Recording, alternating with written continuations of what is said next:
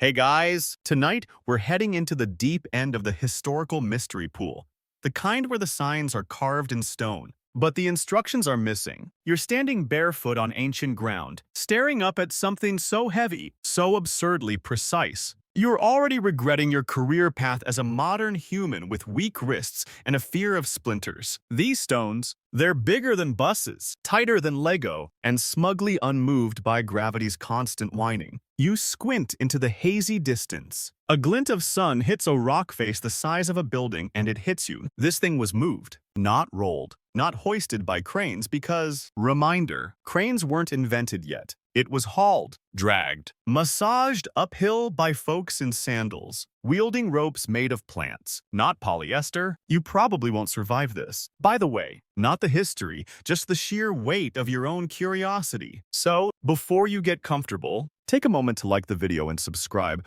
but only if you genuinely enjoy what I do here. And hey, drop your location and local time in the comments. It's always fascinating to see who else is losing sleep over ancient engineering. Now, dim the lights, maybe turn on a fan for that soft background hum, and let's ease into tonight's journey together. You begin in a quarry, a real one.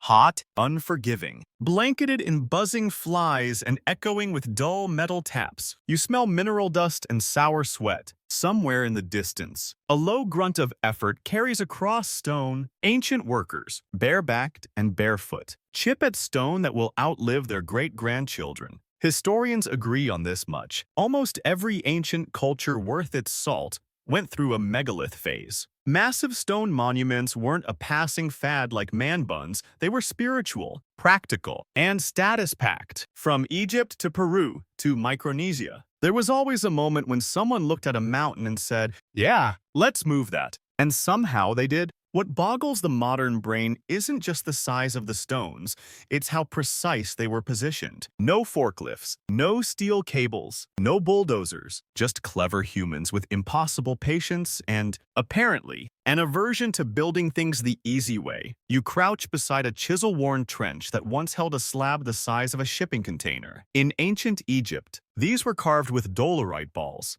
basically really hard rocks used to bash softer rocks into shape. Dolerite didn't cut, it crushed. Over hours, days, years. Think of it as sculpting marble with a bowling ball while someone yells at you about deadlines. But before we jump into Egypt in all its glorious symmetry, let's get one thing straight. We still don't know exactly how most of these stones were moved. There are theories, experiments, even fringe suggestions involving anti-gravity crystals. We'll get to that later. Promise. But no matter which path you follow, you hit the same wall. No blueprints, no how-to manuals, just silent stones, smugly keeping their secrets. Some believe ramps did the trick. Enormous ramps made of mud brick or rubble, spiraling around pyramid sites or angled over valleys. Others suggest wooden sledges pulled by hundreds, maybe thousands, of workers, sliding over wetted sand to reduce friction. Sounds plausible until you realize the stones still weigh upwards of 50 tons, and the sand doesn't always play nice. One mainstream historical fact: a wall painting in the tomb of Djehutihotep, say that 3 times fast, shows dozens of men hauling a colossal statue on a sledge, while one person pours liquid, likely water, on the ground. That bit of art sparked modern experiments proving that wetting sand can reduce drag by up to 50%. Practical, logical, but was that the whole story? Quirkier still are the odd tools left behind: copper chisels too soft to cut granite, ropes that wouldn't hold the weight, sled marks that abruptly vanish. And then there's the human factor. Moving these stones wasn't just about brute force. It was ceremony. It was sacrifice. It was, maybe, a flex of social power. Look what our civilization can suffer through together. Historians still argue whether the motivation was spiritual devotion, royal ego, seasonal employment for idle farmers, or something deeper like fear of cosmic disorder.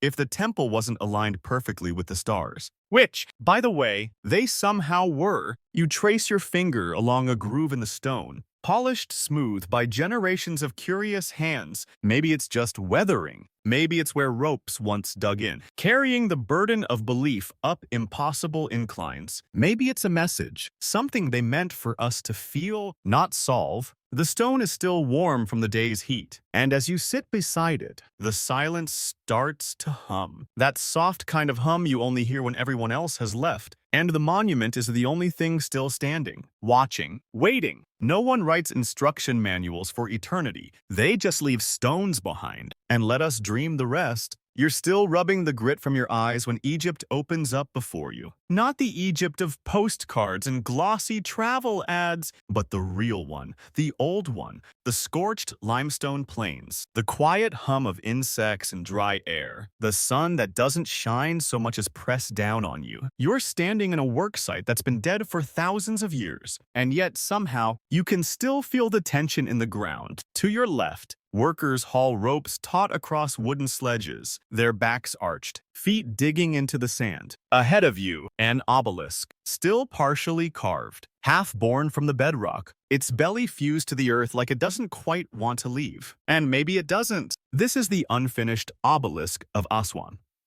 What would have been the largest obelisk ever erected, at over 1,000 tons. That's the weight of more than 200 elephants. But a crack in the stone left it abandoned mid-carve, a silent monument to ambition, failure, and physics. You walk alongside its length, dwarfed, humbled, slightly embarrassed by your weak modern arms. And here's the kicker. Nobody had steel, not even iron. They carved this monster with dolerite balls. Remember? The same bash until it works strategy you saw in the last section. Mainstream historians believe Egypt's obelisks, like those towering above temple entrances at Karnak and Luxor, were raised through sand ramps, counterweights, and an absolutely bonkers amount of manpower. Once carved, the stone was likely slid onto a barge, floated down the Nile, and then hauled across carefully wetted earth. But still, that's a generous likely, because here's the truth. Nobody really knows how they stood them up. That's the quiet little whisper you start to hear the deeper you dig into Egypt's stony past. We've got fragments, guesses, diagrams drawn centuries after the fact. But the actual step-by-step for how ancient Egyptians managed to stand a 300-ton obelisk upright without shattering it, that's still locked in stone. Historians still argue whether they used sand pits to slowly lower the obelisk into place, removing sand by hand until gravity did the rest, or if they built elaborate wooden cradles, letting ropes and pulleys ease the stone upright. The margin for error, practically zero. Imagine tipping a bus onto its nose using nothing but elbow grease and a few hasty prayers. You stop for shade under a low stone wall. Your feet ache from walking this long-forgotten quarry. And as you sip warm water from your flask, your eyes drift to the carvings not on monuments, but on the sides of tools, little marks, doodles. Someone left a flower. Someone else etched a cow. For all their heavenly ambitions, the workers were still human,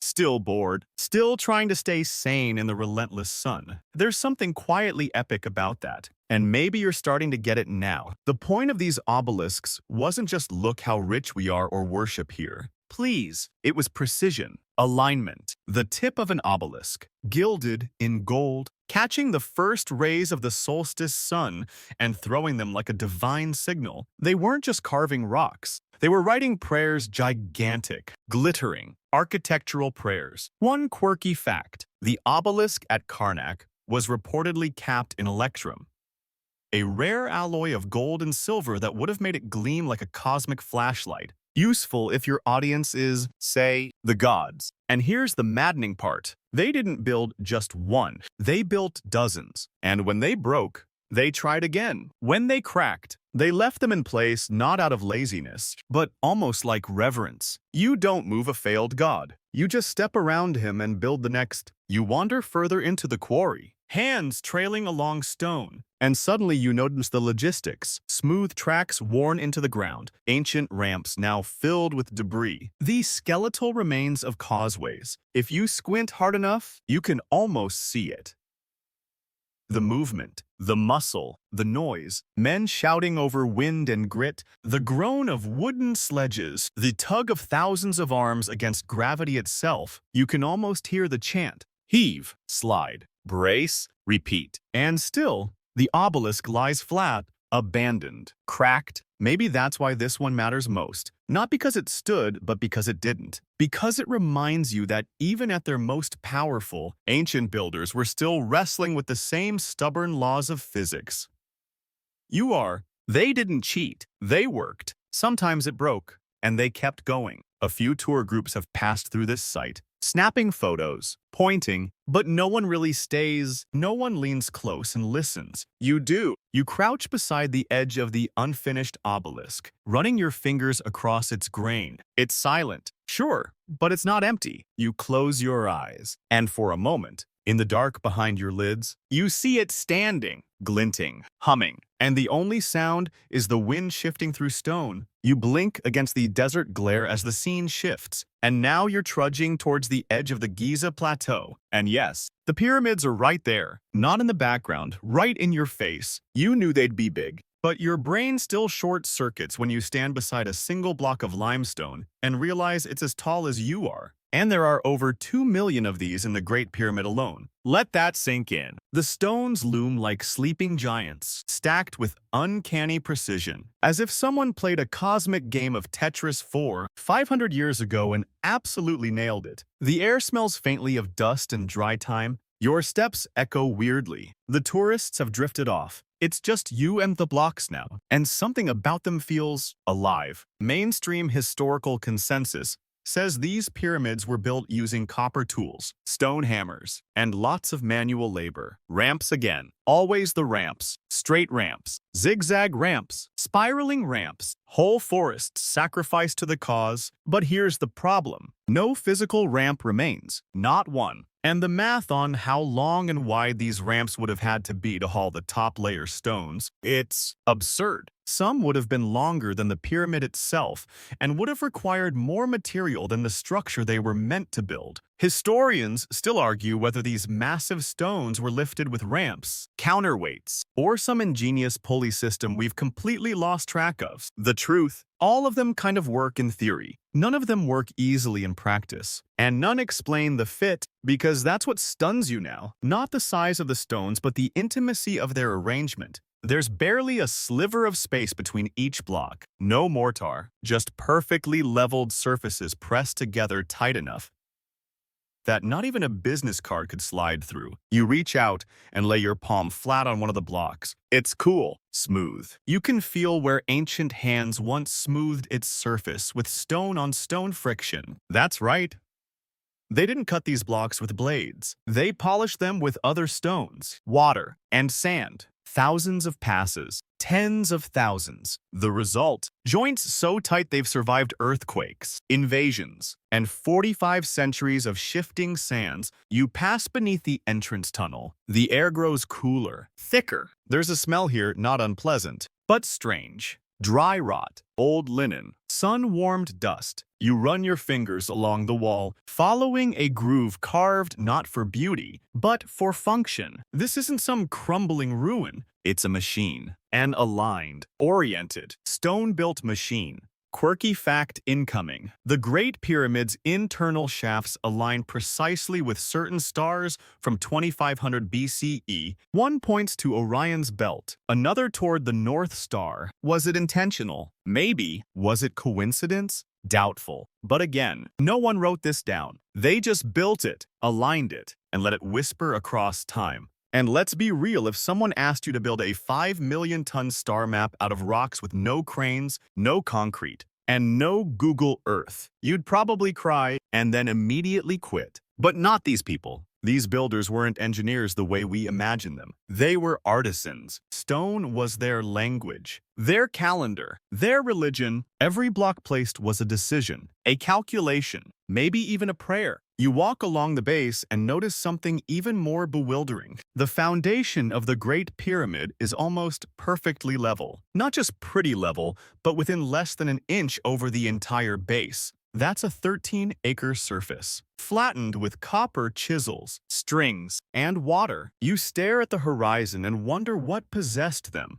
What vision was so intense, so absolute, that tens of thousands of people were willing to chisel bedrock flat for years before the first block even went up. Historians still debate whether the workforce was made of slaves, seasonal farmers, paid laborers, or a national pride course working on state-sponsored mega projects between harvests, and the graffiti inside the stones, they suggest pride. Teams had names like the Friends of Khufu and the Drunkards of Menkora. Sounds more like office softball teams than oppressed slaves, but still, the logistics boggle the modern minds. Food, water, shelter, waste removal all needed to support a workforce the size of a small city. Just to build a monument you can't live in, a monument meant for one person's journey to the stars. You find a spot in the shade of the western face and sit. The stone is warm against your back, and the silence. It's different here. Heavier, like the whole place is holding its breath. Not haunted, but watchful. You remember hearing someone say the pyramids were just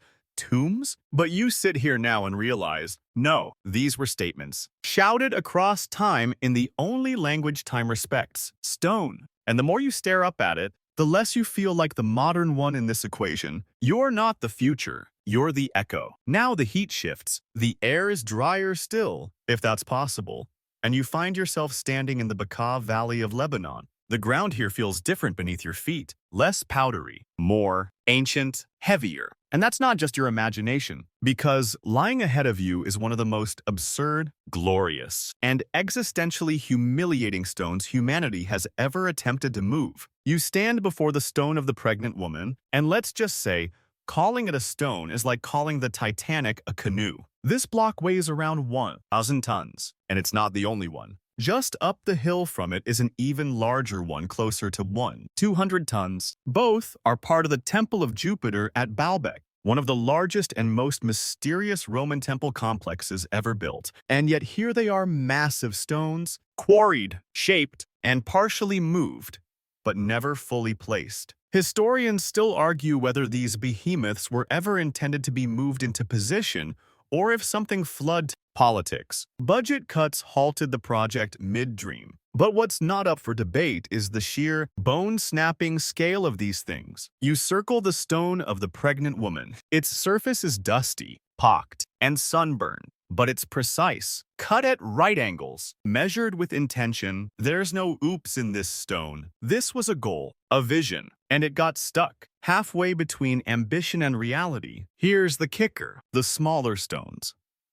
The ones that did get placed are part of the trilithon, a row of 3 stones, each weighing over 800 tons, stacked 20 feet above the ground as part of the temple's podium. They're fitted together so perfectly that even the seismic quakes of the region haven't shifted them out of alignment. Let that sink in. They moved an 800-ton block not just onto a site, but onto a second story. And we're still arguing about whether aliens did it. Mainstream theories suggest enormous earth ramps were used to haul the stones into position, perhaps with rollers and thousands of workers using levers, ropes, and wooden cranes. Sure, that's plausible if you have enough food, time, and duct tape. But no ancient records describe it. Not a diagram, not a carving, just silence in a temple so big you could land a metaphorical ego on it. One quirky detail: local legends say that the stone of the pregnant woman got its name because if a woman touches it, she'll become fertile. Another version claims it was named after a woman who tricked workers into believing she was pregnant to avoid labor. Either way, the stone still lies here, catching sunrises and side-eyes in equal measure. You step closer to the temple itself. The columns tower above you, 19 meters high,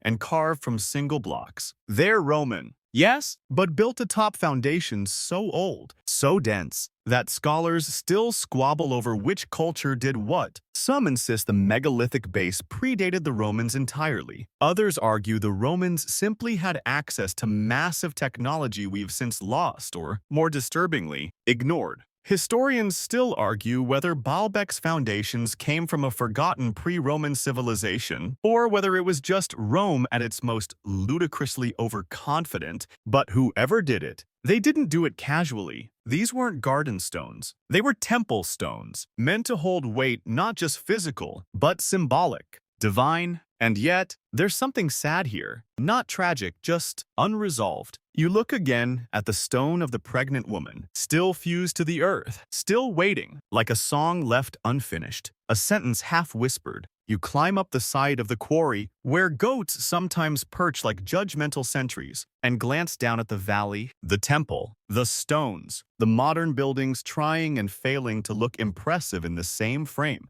Everything is quieter up here, even the wind. And in that quiet, you realize something. The stones that didn't move may speak louder than the ones that did, because they remind you this wasn't about conquering gravity. It was about trying. There's a strange peace in that. You run your hand across the top edge of the unfinished block. It's warm, slightly rough, and older than most countries. People walk by this site and say, why did they make it so big? But the better question might be, why do we still care? Because something about this place, it sticks in the mind. You dream about it after you leave. You wonder if maybe, just maybe, someone out there still remembers the trick. Or if the trick was never meant to be understood, only witnessed. The sun dips low now, casting long shadows from every angle of the stone. And in those shadows, the shape becomes something else. Not a failure, but a relic. A bookmark in the story of ambition, and maybe that's enough. The wind tastes saltier now. You're no longer on a dusty plateau or baking limestone plain. You're surrounded by ocean, the kind that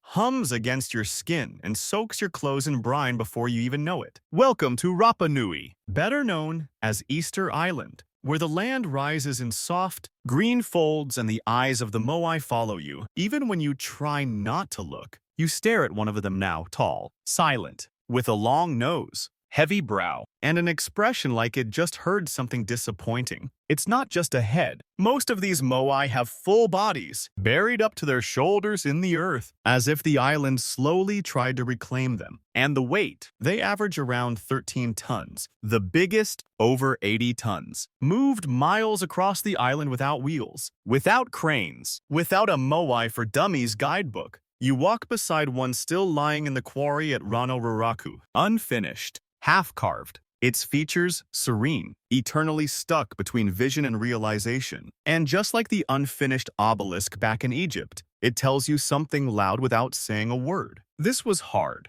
This was sacred. This was abandoned. Mainstream archaeology long believed the moai were moved on wooden sledges or rolled on logs, which would be great if Rapa Nui weren't almost entirely deforested by the time the moai were standing. There's no solid evidence of thick forests big enough to support that method. And so, the debate began. Historians still argue whether the moai were hauled horizontally across the landscape or if they were made to walk. That's right, walk. You raise an eyebrow, but then remember, local oral traditions have long said the moai walk to their platforms. Many early scholars dismiss this as poetic storytelling, until, that is, a group of modern researchers built a replica and tried it themselves. 3 ropes, one on each side, one pulling from the back. They rocked the statue forward, left, right, left, and slowly it moved. Like a drunk but determined penguin, the moai waddled down the road. No logs, no cranes, just rhythm and patience. And now, as you watch the real ones stare out to sea, you can almost believe it. One quirky detail: many moai had coral eyes with red pupils, set in place only when the statue reached its final platform. That's when the spirit was believed to enter the stone, when it could truly see. Until then, it was just a vessel in motion. You wander down the path where the moai were once moved, and your feet press into ancient depressions in the ground. Tracks worn not by wheels, but footsteps. Human, stone, or both. Hard to say. And then you reach the ceremonial platforms where moai stand in tight rows, all facing inland, toward the people, not toward the ocean, as you'd assume. These statues weren't guarding the island from invaders. They were watching over their descendants. Each moai represents an ancestor, a chief, a guardian, and the platform they stand on. That's not just a pedestal, it's a tomb. You're walking among graves, or maybe among gods. The wind lifts. You hear nothing but the waves crashing far below and the soft creak of your boots on volcanic soil. And for a moment, it's like the statues really are watching you, not with judgment, with memory. You sit on a low rock and take it all in. The fact that hundreds of these giants were carved, moved, and raised with only stone tools. The fact that people still live here, still hold ceremonies, still pass down the stories. Historians still debate how the culture that made the Moai collapsed, if it collapsed at all. Some say deforestation led to famine and civil war. Others argue that European diseases and slaving raids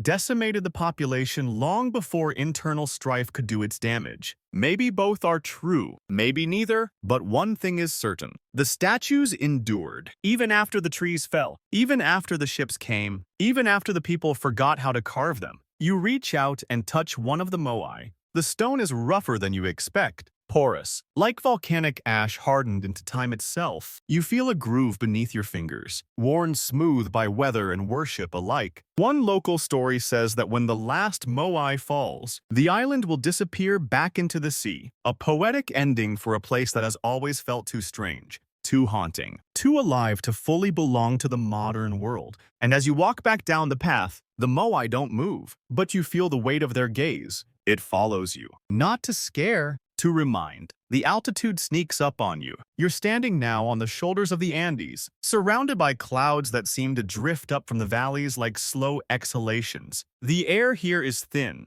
crisp, and surprisingly quiet, except for the occasional flap of a condor's wing overhead or the distant clink of stone on stone. This is Sacsayhuaman, just outside of Cusco, Peru, a fortress, a ceremonial center, a puzzle made of stone so perfectly fitted, it makes your IKEA bookshelf look like it was built by squirrels. You run your hand along one of the walls. It's cold, smooth, and composed of massive blocks, some weighing over 100 tons, slotted together with almost no gap at all. And here's the kicker. They're not even rectangular. The stones here are irregular curved, angled, multi-sided beasts that look like they were hand-sculpted to fit together like the world's most frustrating 3D jigsaw puzzle. No mortar, no filler, just rock kissing rock. And they've been doing that for centuries, through floods, earthquakes, wars, even Spanish cannon fire. Mainstream historical fact. The Incas, masters of stonework, used a technique called ashlar masonry, where stones were shaped to fit without mortar. The theory goes that they used bronze tools, stone hammers, and endless trial and error. But seriously, you stare at a 12-sided block the size of a pickup truck and think, they eyeballed this. Historians still argue whether the precision of these interlocking walls was purely practical and early earthquake-proof design or spiritual, aligning with energy lines or mimicking the shape of sacred animals like the puma. Others suggest the walls reflect a kind of visual language meant to be read by trained eyes who've long since gone silent. You kneel down and trace a seam between stones. It's so tight, you can't even slip in a razor blade. And these aren't just two stones, it's part of a wall made from hundreds, each uniquely shaped to fit its neighbors. And somehow, they've survived the centuries without collapsing, while nearby colonial structures have crumbled like stale bread. You step back. The wall zigzags in a deliberate pattern, not a straight fortress line, but one that curves and flexes like it's breathing. You imagine the work. Men dragging stones across sloped terrain, polishing surfaces with sand, testing the fit over and over. And not just testing, listening, as if the stones had opinions. One quirky tale from local legend claims that the stones at Sacsayhuaman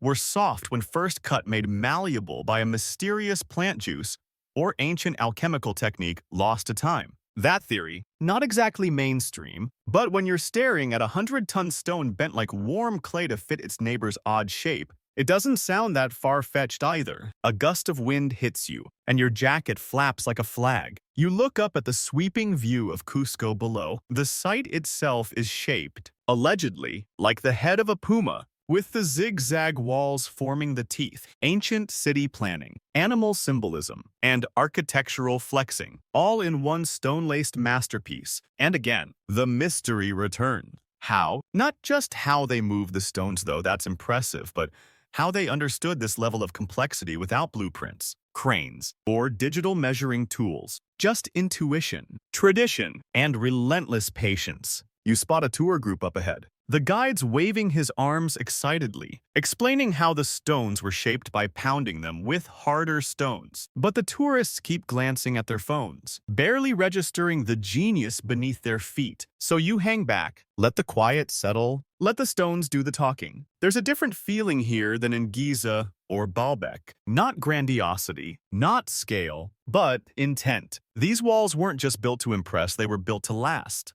Built with a kind of knowing we don't quite understand anymore, a relationship with the land, a willingness to listen to the rock instead of just dominate it. You reach one of the corner joints, where three massive blocks converge at an odd angle. And you genuinely try to imagine cutting and placing it with no tech, no cheat codes. You'd still be measuring that first edge? Meanwhile, the Inca workers were halfway through building an empire. Historians still puzzle over how Sacsayhuaman was built without writing, wheels, or pack animals. The Inca record-keeping system, Quaipu, used knotted strings, not blueprints. So either their spatial intelligence was wildly advanced, or they were communicating with a medium we've totally forgotten how to read. As the sun starts to dip, casting golden light across the gray stone, the walls glow like old bone. You hear footsteps yours, a distant dog barking, the wind through eucalyptus trees, and beneath it all,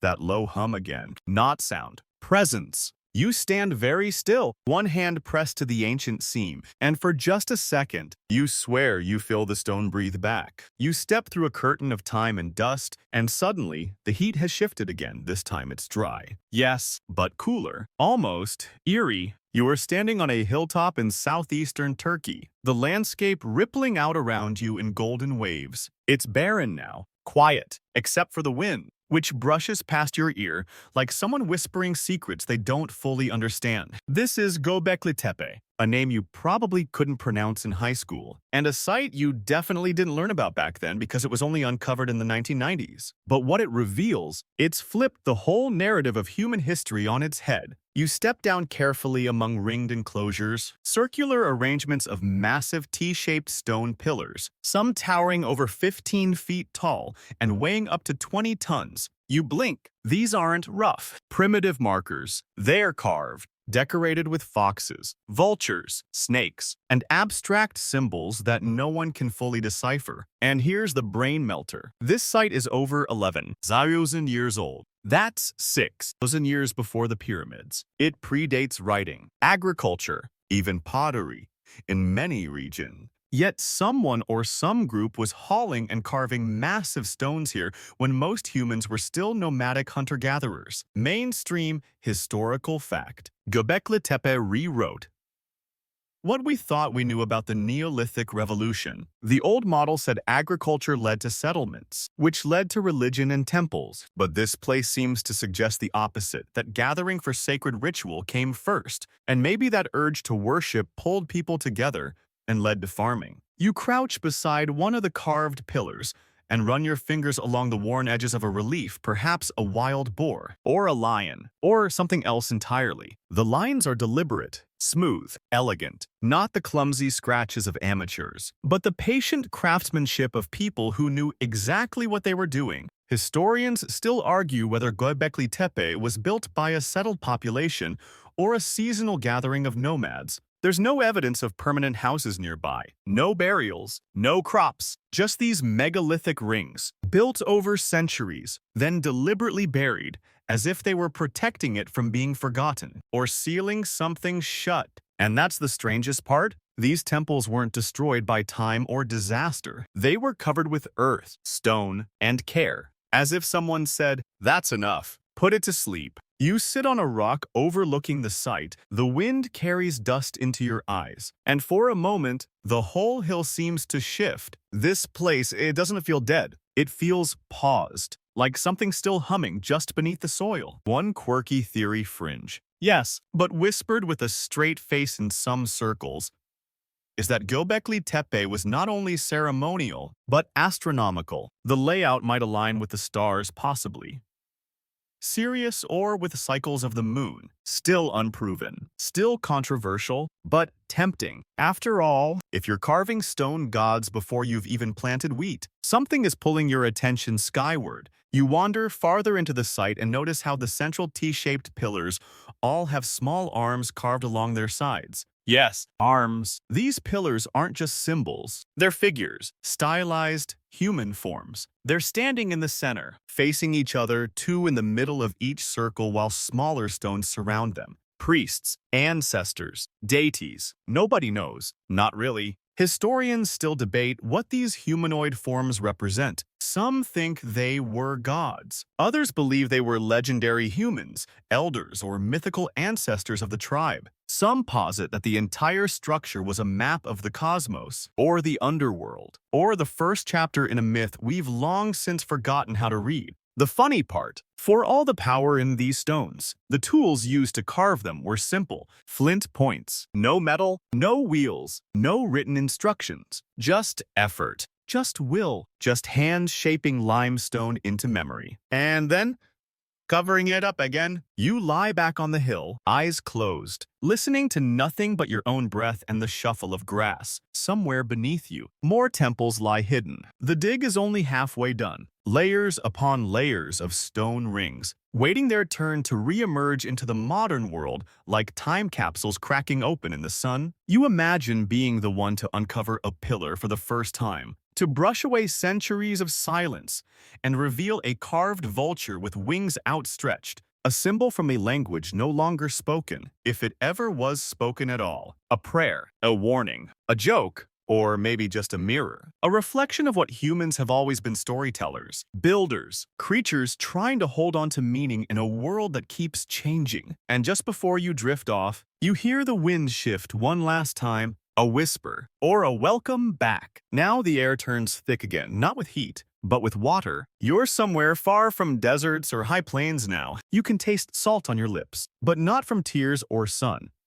It's the Pacific, and beneath your feet, the strange, clicking sound of stone on coral. Welcome to Nan Madol, a ruined city built atop a lagoon, surrounded by reefs, mangroves, and the kind of eerie silence that wraps itself around your neck like wet cloths. You're off the island of Pohnpei, in modern-day Micronesia, staring at what remains of a once grand capital of an ancient dynasty. Over 90 artificial islets, all built from massive basalt columns stacked like oversized Lincoln logs rising from the sea in neat geometric precision. It doesn't make sense. It shouldn't be here, but it is. You hop lightly from stone to stone, stepping between sea walls and narrow canals. It's a floating city made of giant rocks, and no one's entirely sure how they got here or why they were arranged in such a dizzyingly structured grid. Centuries before the West even knew this part of the ocean existed. Mainstream historical fact.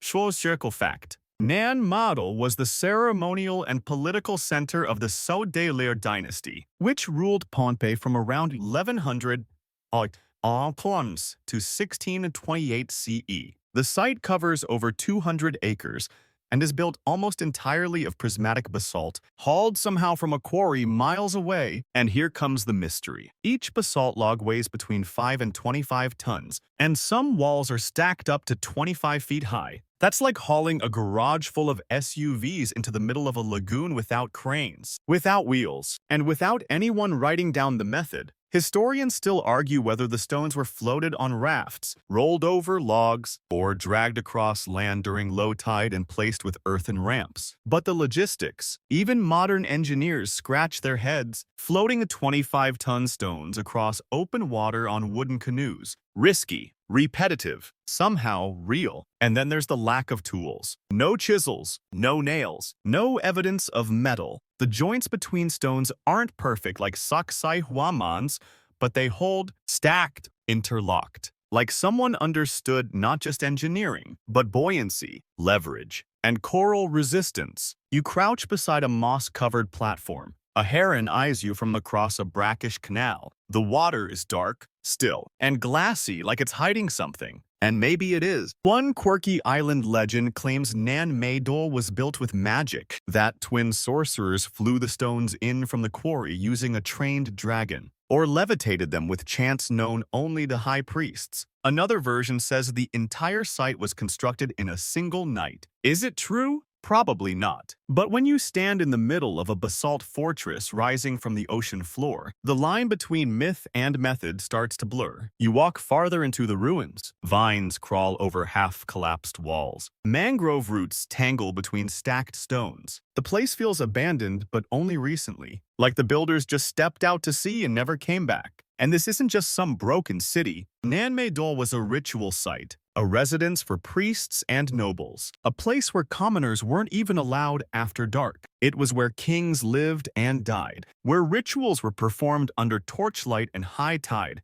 Historians still debate the true purpose of Nan Madol. Was it purely ceremonial, a spiritual boundary between land and sea, or was it more practical, a fortress built on water to keep enemies, and maybe even spirits, at bay? You lean against a fallen wall and hear the soft clip of water against stone. The tide's rising, slowly, gently, like the island is reclaiming what it once gave up. You think of how this whole site, massive and impressive as it is, has no written records, no stone inscriptions, no monuments bragging about its creators. It simply exists, floating, weathering, enduring. You glance back at the horizon, where the basalt columns were once quarried, each one needing to be pried from a cliff, shaped by hand, and moved across jungle, reef, and surf. And for what? Power, belief, legacy, or maybe just because they could. One thing's for sure, this place wasn't meant to last forever. It's already sinking, stone by stone. Some say Nan Madol is the real-life inspiration for Atlantis, not in scale, but in the way it fades, slowly, quietly, beneath the waves, carrying its secrets into the deep. You take a last look as the sky turns gray with twilight, and you feel the chill of the ocean rising around your ankles. This city wasn't conquered, it was drowned. The rocks feel warmer beneath your soles now. You're far from the Pacific, far from jungles and sunken walls. Instead, you find yourself on a Mediterranean island surrounded by soft hills and amber light. It's Malta, and the stones here are different. Not towering monoliths like at Baalbek or Giza, but older, stranger, worn down in places where no foot has tread for centuries, and still utterly immovable. You're standing at Gantija, one of the oldest freestanding stone structures on Earth. Built around 3600 BCE, it predates Stonehenge by 1,000 years and the Egyptian pyramids by centuries. And when you first see it, you think, this is prehistoric. Yes. And it's built with limestone blocks weighing up to 50 tons, moved, shaped, and arranged by people who had no wheels, no writing, and according to our best guesses, not even a working understanding of metal tools. You walk between the temple's curving walls. They rise around you like ancient arms, guiding your path into chambers that once echoed with ritual chants, animal calls, and maybe something quieter like the sound of belief settling into stone. Mainstream historical fact. Gigantija and other Maltese temples were built with primitive tools, stone hammers, antler picks, and bone scrapers. The island's builders shaped soft limestone into slabs, dragged them overland, and arranged them with startling precision into clover-shaped temples aligned with celestial events like solstices and equinoxes. And yet, the deeper you go into the site, the less it feels like an amateur's effort. The walls are double-thick outer rings of massive stone and inner rings of corbelled masonry. The floor plan curves like a spiral, directing movement. Light filters in from narrow doorways, catching polished altars, fertility figurines, and worn cup marks on the stone. Not random, not improvised, designed. You find a low platform in the center of one chamber and sit. The ground is cool, whisper quiet, the way Earth gets when it's been listening for thousands of years. And then you think about those ruts, because across the island, carved into solid bedrock, are a network of parallel grooves, cart ruts, as they're called, stretching across hills, plateaus, and cliffs, sometimes even disappearing into the sea. They look like wagon tracks, but they're far too deep, too eroded, and most bizarrely, they often intersect or split or run directly into boulders. Historians still argue whether these ruts were made by wooden sledges, ritual processions, or something else entirely. There's no consensus. Some of them are over 60 centimeters deep, too much for wheels, not enough for mining, and absolutely baffling in their sheer scale. You trail your fingers along one of the deeper grooves. It feels ancient, not just in years, but in intention. These weren't just roads. They were paths, ritual corridors, perhaps, or transport channels lubricated with water, oil, or even crushed herbs. It's the kind of mystery that makes your modern GPS feel like a crayon drawing on a cave wall. One quirky tidbit. The name Gantija comes from local folklore. People believe the temples were built by giants, including a female giant who carried the stones while nursing a baby. And to be fair, when you stand beside a 50-ton limestone slab fitted into place without cranes or mortar, the giant theory doesn't sound half bad. You return to the main altar and glance up at the sky through a small slit between two stones. That opening, it's not accidental. Many of these temples were astronomically aligned, built to capture sunrise on specific days of the year, lighting up chambers with gold at the exact moment a ritual was meant to begin. Historians still debate how Neolithic people on this tiny island developed such an advanced sense of engineering and celestial mechanics without outside influence. Were they isolated innovators, or the inheritors of knowledge passed through forgotten sea routes? Either way, they knew something. Something we're still chasing in textbooks and simulations. You stand again, brushing limestone dust from your hands. There's a stillness in the air now, not empty but full.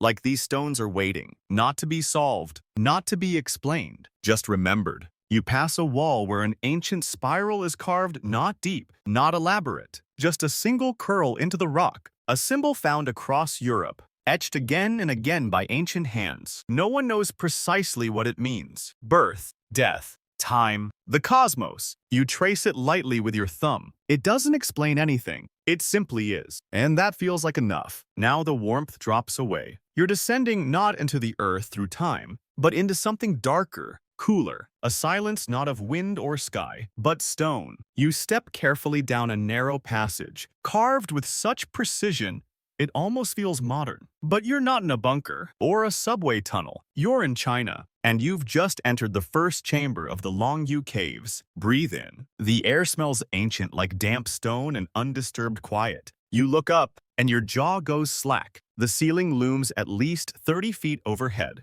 carved at a perfect angle and rippling with parallel chisel marks that stretch across every surface in mesmerizing patterns. Walls, pillars, even the floors. They all shimmer under soft light like they were hand-drawn by giants with calligraphy brushes made of granite.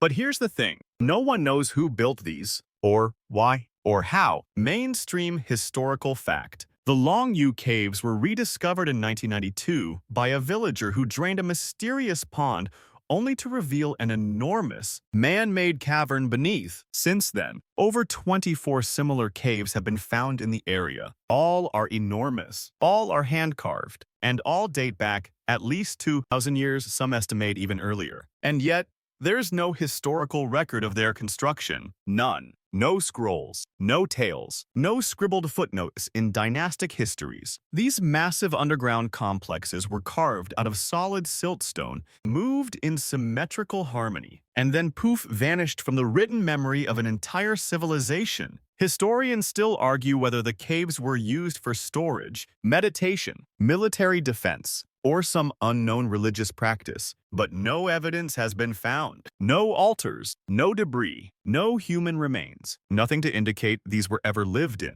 or even completed. And the most unsettling part, they were made by humans. Each cave is the size of a modern cathedral, measuring nearly 100 feet long, 65 feet wide, and 30 feet high, and all of it hand-chiseled, using iron tools. One estimate suggests that removing the stone from a single cave would have required 1,000 workers laboring for 6 years. Multiply that by 24 caves, and you've got a logistical marvel that should have left traces. Bureaucratic records, tax ledgers, gossip, but the silence is deafening. You run your fingers along the rhythmic chisel marks, They are perfectly spaced, running diagonally in tight parallel lines like waves across every surface. These weren't random. Someone designed these marks, or at least coordinated them across teams working in darkness by oil lamps. One quirky hypothesis. Some scholars believe the chisel marks were ritualistic, meant to amplify sound or channel spiritual energy. Others wonder if they were purely decorative, a flex of aesthetic precision. And then there's the fringe crowd, those who say the patterns resemble machine tooling, implying an ancient technology we've somehow overlooked or deliberately forgotten. You walk farther in. The acoustics are startling. Your footsteps don't echo, they thud. Swallowed by the geometry of the stone, you hum softly, and the sound vibrates through the air like it's being pulled into the walls. These caves were engineered, not just hollowed out. Historians still debate whether the caves are natural formations that were repurposed or entirely man-made from the start. Ground-penetrating radar shows no natural fractures. The entrances are too square, the symmetry too clean. And yet, the answer keeps slipping through fingers like silt. You pass a massive central pillar cut from the living rock, left behind by the carvers to hold up the ceiling. You try to imagine doing that by torchlight. No GPS, no laser levels, just gut instinct, patience, and generations of whispered instruction. No wonder they disappeared. You sit on a carved ledge, staring across the cavern. Every inch of this place whispers effort, not in the grandstanding way of pyramids or temples, but in the kind that says, "We were here, and we meant to be." And the silence, it feels intentional. Because sometimes, when you leave no records behind, it isn't forgetfulness, it's choice. You lie back against the smooth floor and close your eyes. You can almost hear it then the rhythmic clink of chisels, the quiet murmur of voices deep underground, a slow, hidden project that spanned decades or centuries, not for war, not for conquest, for stillness, for wonder, for reasons we may never be wise enough to name. Now the shadows shift again. You step out of the cool hush of a cavern and into sunlight so bright it almost burns. The air is thick with heat and devotion. Dust curls around your ankles like incense. You're in India now, standing before something that shouldn't exist. A structure so outrageous, so surgically precise, it feels less carved and more summoned from the stone. Welcome to Kailasa Temple at Ellora, a Hindu temple, a living place of worship. And oh, by the way, it was carved top down out of a single mountain. You read that, right? This isn't a structure built stone by stone. It's one that was excavated. Over 200,000 tons of volcanic basalt removed by hand. Not just a cave, but a complete temple complex. Towers, halls, courtyards, pillars, statues, stairways all carved without scaffolding, without do-overs, and without even modern geometry to cheat with. Mainstream historical fact. Kailasa Temple was commissioned in the 8th century CE by King Krishna III of the Rashtrakuta dynasty. Its design mirrors Mount Kailash, the celestial home of Lord Shiva. The temple is aligned, ornate, and staggeringly complex, featuring elephants carved at the base, gods carved into every wall, and not a single beam or support placed. It's all one single stone. And here's the brain bender. The carving started at the top.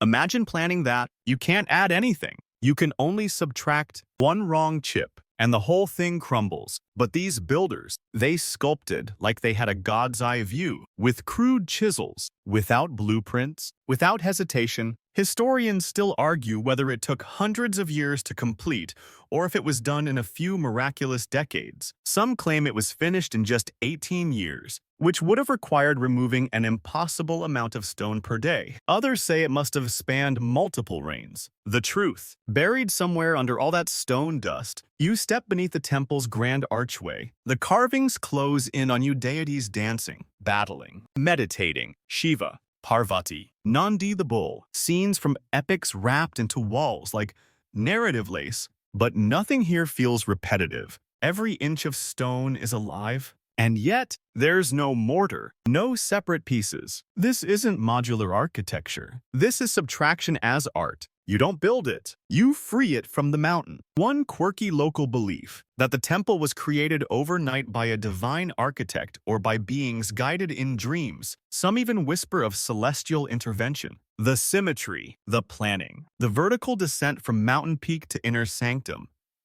It's hard not to squint at the skyline and wonder who or what might have whispered blueprints into the ears of sleeping sculptors. You sit inside the central sanctum. The air here is cooler, wrapped in faint incense and the murmur of visitors. You hear bells in the distance. A priest chants, light pours through a carved lattice in fractured beams. And suddenly, the temple isn't just structure, it's a calendar, a clock, a map of the heavens drawn in relief on basalt. Historians still debate whether the builders used shadow play and solar alignment as ritual markers, or whether the patterns of light and space were merely beautiful accidents. But nothing here feels accidental. Not the placement, not the balance, not the silence. You touch the base of one carved pillar, it vibrates faintly. Not because of magic, but because of sound resonance. The temple sings, whisper here, and your voice will bounce off ancient gods. Some parts of the temple were designed to carry chants across rooms without amplification. Try doing that in a skyscraper lobby. And unlike many other ancient wonders, Kailasa isn't a ruin. It's still in use.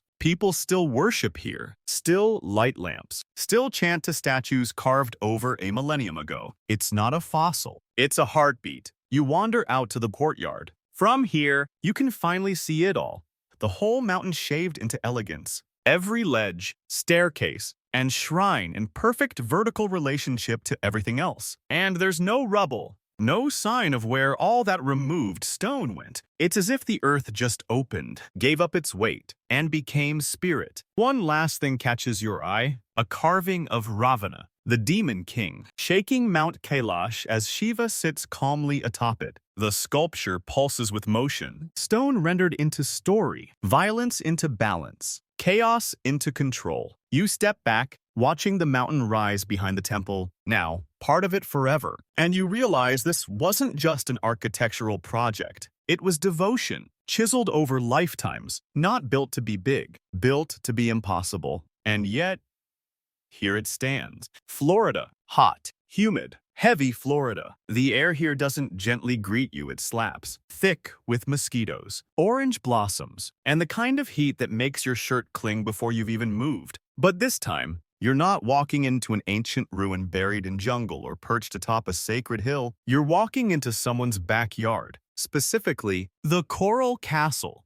built entirely by hand by a single man. One small, quiet Latvian immigrant named Edward Leedskalnin, who stood just 5 feet tall, weighed barely 100 pounds, and claimed to know the secrets of the ancient builders. The structure before you is strange, beautiful, and mildly ridiculous in the best way. A castle made of massive coral limestone blocks, some weighing as much as 30 tons, carved, shaped, and stacked into towers, gates, chairs, sundials.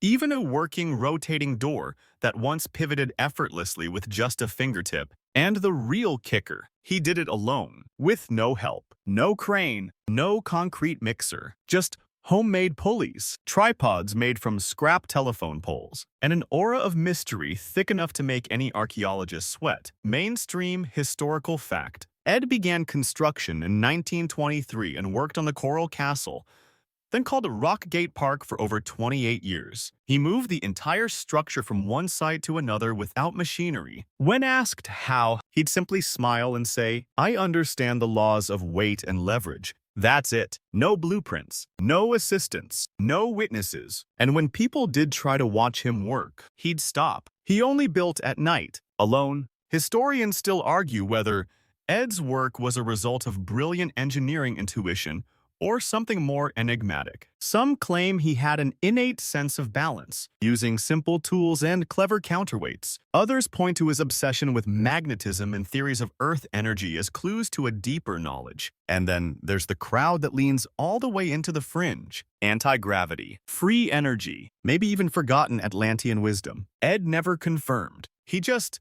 kept building. You wander through the Coral Castle's labyrinthine paths. There's a throne room with coral rock chairs facing one another, a heart-shaped table, a moon fountain, even a telescope made of rock that's perfectly aligned with the North Star. And somehow, it's all whimsical, like an old wizard tried building a playground for forgotten gods. One quirky feature, the 9-ton revolving gate, balanced so perfectly on an old truck bearing. It once spun freely with just a gentle push. When it broke in the 1980s, engineers used a crane to remove it and were stunned by how precisely it had been placed. The new one, it never worked quite as smoothly again. You sit in one of Ed's stone rocking chairs. It still works. Still shifts gently under your weight like he just finished sanding it. And on the wall nearby, a sign carved into coral reads, "You will be seeing unusual accomplishment. You smile. Modest guy." But Ed's motivations weren't entirely mysterious. According to legend, he built the castle as a tribute to his lost love, Agnes Scuffs, a woman 10 years younger who left him the day before their wedding. He called her his Sweet 16 until the day he died. So was the Coral Castle a breakup project, a love letter, a coded scientific monument, or all three? Historians still debate whether Ed was a heartbroken eccentric or a secret genius. He wrote pamphlets on magnetic current, carved cryptic symbols, and hinted that his knowledge came from understanding how the pyramids were built. But he never really explained it, just kept shaping stone until his final breath. You wander past the sundial, which is still accurate to within 2 minutes. Then the Polaris telescope, a tunnel carved through coral that points to the same star year after year. No electricity, no moving parts, just precision. Quiet, stubborn, glorious precision. And when you walk past the coral wall and look back, the whole thing feels oddly alive. Not ancient, but not exactly modern either. Like Ed, carved out a pocket of timelessness, using tools no more complex than a winch and a little heartbreak. You pass by his workshop still intact, a wooden bed, a few rusty hand tools, no big machines, no schematics, just a man, some stone, and a seemingly infinite patience. One final plaque reads, "I made this place to prove what one man can do." And honestly, he did. You're back in the dust now, but this time, the dust is part of the plan. You crouch low, nearly belly to the ground, staring at an experiment that looks less like ancient technology and more like an oversized playground project. But this is serious business, because today, you're watching people recreate how ancient civilizations may have moved stones, weighing 10, 50, even 100 tons using nothing more than sledges, sand, and a little science. It's not glamorous. There are no temple walls or soaring monuments here, just ropes, wooden sleds, and a few large stones poised awkwardly on the edge of movement. But this is the missing link. The part of history where sweat meets speculation. Mainstream historical fact. One of the earliest depictions of stone movement comes from the tomb of Jehutihotep, a Middle Kingdom Egyptian official. On the wall is a painting, dozens of men hauling a colossal statue on a wooden sledge, while another man pours liquid, probably water, onto the sand ahead. For years, scholars assumed it was ceremonial, but then a few physicists decided to try it. Turns out, wetting sand changes everything. Modern experiments have shown that just the right amount of water, not too much, not too little, reduces friction significantly, allowing sleds to slide far more easily. On dry sand, the grains bunch up, but wet sand stiffens slightly, creating a smoother path. That tiny detail, it may have saved ancient workers thousands of hours in vertebrae. You watch as researchers try it. They load a multi-ton block onto a wooden sled and pour water on the sand ahead. With a few heaves, the sled glides forward, not easily, but possible. And in the realm of ancient engineering, possible is basically a mic drop. Historians still argue whether this technique was universally used or just one of many methods. Some believe water was key in Egypt's deserts, while others point to log rollers, earthen ramps, or greased tracks in different regions. But the physics of friction and force remain the same. You move to another demo, a group trying to pivot a giant stone upright using levers and counterweights. One person inserts a wooden pole beneath the block, rocks it slightly, and wedges a pebble underneath. Then again, and again, slowly, the stone begins to rise not dramatically, but methodically. This is Egyptian jacking, not in the tire-changing sense, but as a mechanical principle, raising weight through increments, not miracles. And as you watch, something clicks. These weren't supernatural feats. They were systems, trial and error, brute force. Yes, but applied smartly. One quirky experiment from the 1970s involved moving a 10-ton stone using only muscle power and a wooden cradle. It worked barely. The key wasn't just strength, it was timing, synchronization, and above all, patience. The kind of patience that modern attention spans just laugh at. You stroll past a table littered with scale models, mini ramps, sled prototypes, pulley diagrams scrawled on napkins. Someone's even tried building a Lego version of a pyramid to study stone placement. You raise an eyebrow, but hey, if it works, it works. Historians still debate which culture first mastered friction reduction techniques. The Greeks had rolling logs, the Romans used capstans and winches. The Incas may have leveraged terrain and manpower with shocking efficiency. But across every continent, one rule remains constant. You don't move the stone alone. You take a turn hauling one of the ropes tied to a smaller replica stone. Your arms strain, your feet slip in the sand, but slowly it budges. Not a lot, but enough to feel the rush, the ancient thrill of knowing, I can move this. And suddenly, you understand the obsession. It wasn't about just stacking rocks. It was about mastering resistance, turning chaos into order. Every technique, sand, water, levers, pulleys, was a language, a way of speaking to stone, not with force alone, but with respect, because stone doesn't rush, it doesn't bend. It doesn't care if you're late or tired or the ruler of the known world. You either learn its rhythm or it stays right where it is. You wipe sweat from your brow and look around. No grand structures, no cosmic alignments, just stone, sand, and the slow, steady unraveling of forgotten methods. But somehow, this feels like one of the most sacred places you've visited. Because here, the magic is mechanical, and the miracle, you can do it. 2. You're leaning now into the edge of reason. The tools are down. The sleds are packed away, and you're walking straight into the land of fringe theory, where the air is thick with wild ideas, suspicious grins, and just enough genuine mystery to keep your skeptical eyebrow twitching. Because for every stone moved with ropes and ramps, there's someone whispering, what if it wasn't? Welcome to the world of ancient alien hypotheses, anti-gravity chants, and magnet-powered megaliths. You didn't ask to be here, but here you are, squinting at diagrams, rolling your eyes at crystal skulls, and secretly wondering, what if even 1% of this is real? Mainstream historians, they're not fans of this section. Let's be clear, mainstream science has explained a lot, but where the explanations go fuzzy when the logistics, labor, and time frames all start to wobble, there's a tiny vacuum. And in that vacuum, theories bloom like mushrooms after a thunderstorm. Take the pyramid power crowd. They believe the Great Pyramid wasn't just a tomb, but a power plant harnessing Earth's natural vibrations,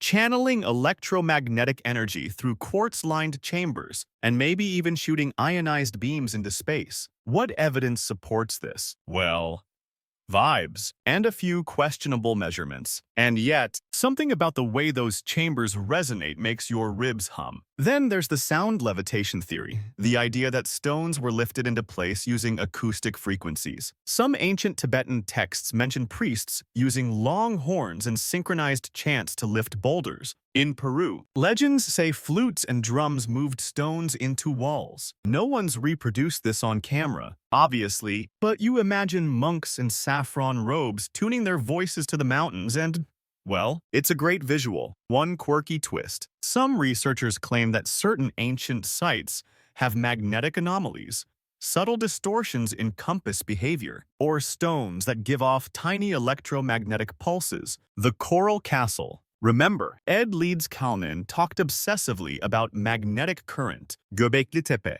aligned not just with the stars, but maybe with telluric currents, Earth's electrical charge, real science. Debatable, but the mystery is delicious. You pass a table stacked with dog-eared paperbacks, Titles like Chariots of the Gods, The Lost Technology of the Ancients, and How to Speak Atlantean in 30 Days. There's a guy with wild hair explaining how aliens use tractor beams to assemble Baalbek's trilithon. A woman holding a pendulum tells you Stonehenge is a portal. You nod politely, back away, and almost trip over a scale model of a Vimana, an ancient flying machine described in Sanskrit epics. Historians still argue whether these texts are poetic metaphors or distorted memories of real technology. The Ramayana describes floating palaces, aerial dogfights, even weapons that sound disturbingly like nukes. But without hard evidence, it all floats somewhere between mythology and modern fan fiction. And yet,